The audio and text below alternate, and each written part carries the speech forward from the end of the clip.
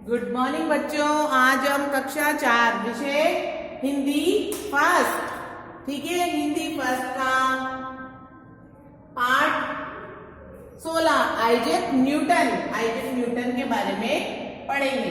देखो, इस पाठ में आइजैक न्यूटन जो महान वैज्ञानिक थे, प्रसिद्ध वैज्ञानिक थे आइजैक न्यूटन, उनके बारे में बताया है। उनके जीवन का परिचय इस पाठ में दिया गया है, ठीक है। किस तरह से देखो बचपन की उनकी घटनाओं का वर्णन किया है कि बचपन की घटनाओं का किस तरह से उनका बहुत दयनीय अवस्था में उनका बचपन बीता, फिर भी वो इस कठिन परिस्थितियों में भी पढ़ लिख कर, ठीक है, इतने महान वैज्ञानिक बने।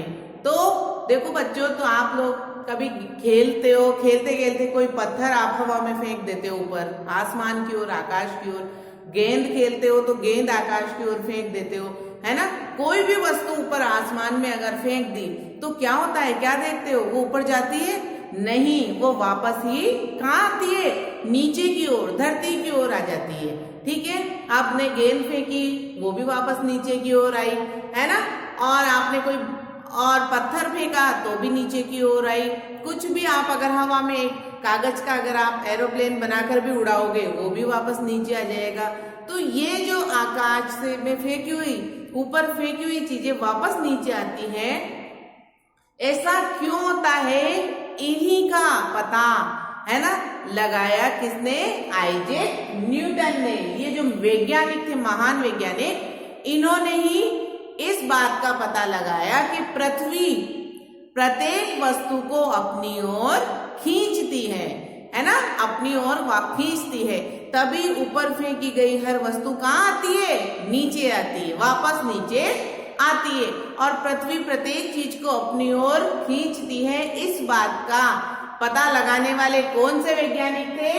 आइजैक न्यूटन थे, ठीक है। और यही इस पाठ में बताया। देखो, आइजैक न्यूटन, इन्होंने क्या कौन कौन से आविष्कार किए? जो गणित की जो गुत्थियां होती है ना, जो सवाल होते हैं कठिन, उनको इन्होंने क्या किया? सुलझाया। और इसके अलावा इन्होंने देखो नक्षत्र तारे, नक्षत्रों की गति को इन्होंने समझा। और प्रकाश की गति, प्रकाश यानी देखो सूर्य की किरणें हमारी धरती पर आने में कितना समय लेती है, किस तरह से आती है, प्रकाश की गति को इन्होंने नापा। ये अलग अलग इन्होंने खोज की। ये विज्ञान के क्षेत्र में जो अलग अलग खोज, विज्ञान आज इतना तरक्की कर रहा है, इतना आधुनिक है ना, इसके पीछे कौन है? इनकी शुरुआत, अनेक आविष्कार देने वाले, महान खोजों को देने वाले कौन थे? Isaac Newton. इसीलिए इनके नाम देखो, इनको क्या कहा जाता है? विज्ञान जगत के पिता। क्या इनको क्या उपाधि मिली है? विज्ञान जगत के पिता। कौन? विज्ञान जगत के पिता कौन कहलाते हैं? Isaac Newton. क्योंकि इन्होंने विज्ञान को जो आधार दिया है ना, इन्होंने जो अलग अलग खोजें किए, है ना, इनके बिना विज्ञान की बातें अधूरी मानी जाती है। क्योंकि अगर हम विज्ञान के बारे में पढ़ेंगे तो सबसे पहले हमें आइजैक न्यूटन के बारे में जानना है। क्योंकि देखो, इन्होंने प्रकाश की गति को नापा, गणित की गुत्थियों को सुलझाया, है ना, पृथ्वी हर चीज को अपनी ओर खींचती है, इस बात का पता लगाया। और इसके अलावा इन्होंने देखो नक्षत्रों की गति को समझा। तो आज हम इनके बचपन के में क्या के बारे में का परिचय आज हम पढ़ेंगे। सबसे पहले हम देखो, ये पाठ में है श्रुति लेख का उच्चारण करते हैं। ये श्रुति लेख यानी कठिन शब्द, इनको आपको पढ़ना आना चाहिए, इनका उच्चारण करना आना चाहिए। प्रतिदिन, बाल्यावस्था, है ना, भविष्य, वैज्ञानिक, प्रकाश। आप बार बार पढ़ोगे तो ये कठिन शब्द आपको इनको पढ़ना आएगा और इनको बोलने में आपको आसानी होगी। जब आप पाठ पढ़ोगे, रीड करोगे उसको, तो कठिन शब्दों पर आपको रुकना नहीं पड़ेगा। बाद वो करत अभ्यास के जड़मति हो सुजान, बार बार पढ़ने का अभ्यास करोगे तो कठिन शब्द भी सरल बन जाते हैं। इसीलिए मैं आपको हर चैप्टर की श्रुति लेख देती हूँ, है ना, ताकि उनको पढ़ने का, उनको बोलने का, है ना, आपको अभ्यास हो। ठीक है। अब पाठ में आए शब्दार्थ। बाल्यावस्था, इसका अर्थ होता है बचपन। अजीब, अनोखी। सिद्ध, प्रमाणित। नक्षत्र, तारा। प्रवृत्ति यानी स्वभाव, है ना। उपाधि, सम्मान। गुत्थियां, उलझने।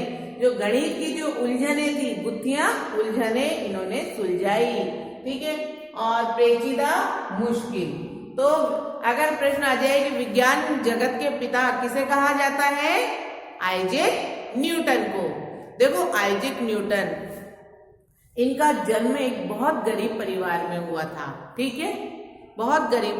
और इनके पैदा होने से पहले ही इनके पिता की मृत्यु हो चुकी थी, उनका निधन हो गया था। देखो कितने अभागे थे ये, इनके पैदा होने से पहले ही पिता का साया उठ गया था, उनकी मृत्यु हो चुकी थी, ठीक है। और इनके परिवार में कौन था, केवल इनकी माँ और आइजैक न्यूटन, ठीक है।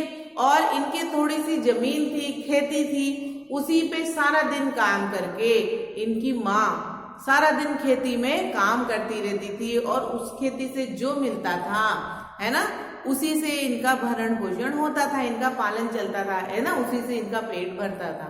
तो इस तरह से इनका जीवन बहुत गरीबी में बीता। लेकिन इनकी माँ को आइजैक न्यूटन के भविष्य की चिंता रहती थी, इसीलिए उन्होंने क्या किया, पुनर्विवाह यानी दोबारा शादी करना, ठीक है। आइजैक न्यूटन को के भविष्य को ध्यान में रखकर इनकी माँ ने एक पादरी से, पादरी कौन होते हैं, चर्च के जो पंडित होते हैं वो क्या कहलाते हैं, पादरी। चर्च में जो पंडित होते हैं ना, जैसे मंदिर के जो पंडित होते हैं उनको तो हम पंडित बोलते हैं, मस्जिद के जो पंडित होते हैं उनको मौलवी बोलते हैं, चर्च में जो पूजा पाठ करते हैं, है ना, चर्च में क्या है, ईसाइयों का पूजा स्थल, और वहां की जो पूजा करने वाले क्या कहलाते हैं, पादरी। तो एक पादरी से इन्होंने शादी कर ली आइजैक न्यूटन की माँ ने।